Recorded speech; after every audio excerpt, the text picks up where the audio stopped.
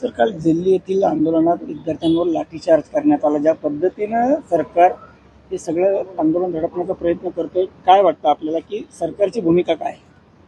खरं म्हणजे 21 दिवस उपोषण चाललेलं होतं. सोनम वांगचूक हे एक आदरणीय व्यक्तिमत्व देशातलं नाही जगातलं आहे.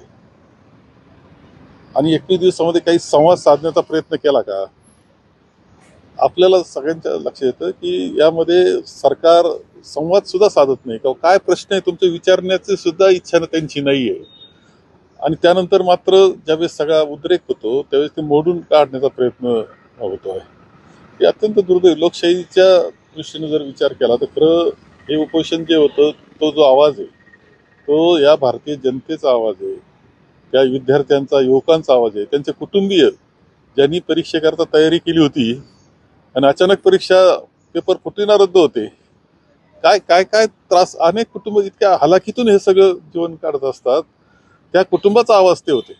साधं सौजन्य दाखवत नाही का कुणी पाठवणं, त्यांची चर्चा करणं, समजून घेणं, त्यांचा काही गैरसमज दूर, एवढी सुद्धा दानत सध्याच्या सरकारमध्ये. त्यांना एक असं झालेलं आहे की आम्ही काही वागा, कुणी कसं वागा, आम्ही निवडून येतो. हे जे झालेलं आहे ना, म्हणजे ते यंत्र बनलंय निवडणूक जिंकण्याचं. त्याच्याकरता काय काय फंडे वापरले जातात तो भाग वेगळा. आणि त्यामुळे एक दर्प आता त्यांच्या वागण्यामध्ये आहे आणि त्याचा हा सगळा परिणाम दिसतोय. परंतु हा उद्रेक जो आहे हा निश्चितपणे ज्या पद्धतीनं हे सरकार वागतंय त्यांना धडा शिकवल्याशिवाय राहणार नाही. राहुल गांधी देखील अनेक दिवस दिल्लीत असूनही अद्याप सोनम वांगचूक यांना भेटले नाही आणि काँग्रेसने देखील अद्याप आपली भूमिका रस्त्यावर नाही, काँग्रेसने स्वतः आमच्या खरगे साहेबांनी, म्हणजे अध्यक्ष जे आहेत मल्लिकार्जुन खरगे साहेब, त्यांनी स्वतः जाहीरपणे त्या सगळ्याचा निषेध केलेला आहे. त्यांनी भूमिका त्यांची स्पष्टपणे मांडली. राहुलजींनी सभागृहात त्यामध्ये बोलतायत. एवढंच नाही तर राहुलजींनी सुद्धा या विद्यार्थ्यांच्या आवाजाकरता, या युवकांच्या आवाजासाठी त्यांचा आवाज या शासनापर्यंत पोहोचावा याकरता देशभर ते फिरत होते. ते फिरतायत, विषय एकच आहे. स्वतः राहुलजी सुद्धा प्रत्येक प्रयत्न करतायत ते हे सगळं कुठंतरी दुरुस्त झालं पाहिजे. आता वेगळं काय त्यांनी केलं पाहिजे. संजय राऊत यांनी आज सांगितलं की आता विरोधी पक्षांनी हे आंदोलन हातात घेऊन देशभर नव्हे प्रत्येक राज्यात देखील आता रस्त्यावर उतरलं पाहिजे. खरं हे विरोधी पक्षांनी याच्यात पुढाकार असलाच पाहिजे. त्यांची जबाबदारी आहेच आहे लोकशाहीमध्ये, राज्यघटनेनं.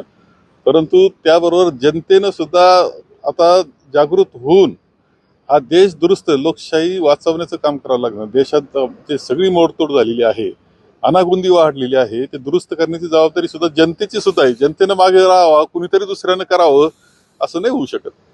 सध्या SIR प्रक्रिया सुरू आहे. काही दिवसांपूर्वी असं समोर आलं की भाजप कार्यालयातच तिथं बोलून त्या ठिकाणी SIRचे फॉर्म भरले जातात. ही प्रक्रिया निष्पक्षपणे होईल असं वाटतंय? नाही, असं करू नये. कुणी करीत असेल तर ते चुकीचं आहे.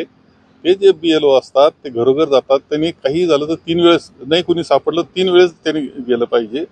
BLA 1 आहे, BLA 2 आहे. सगळ्या पक्षांना ती संधी जर दिलेली आहे तर त्याची जी पद्धत आहे त्या पद्धतीनंच त्याची जपवणूक, त्या पद्धतीची जपवणूक केली पाहिजे, काळजी घेतली पाहिजे, नाव आलं पाहिजे सगळ्यांचं. कारण मतदार यादी हा लोकशाहीचा पाया आहे.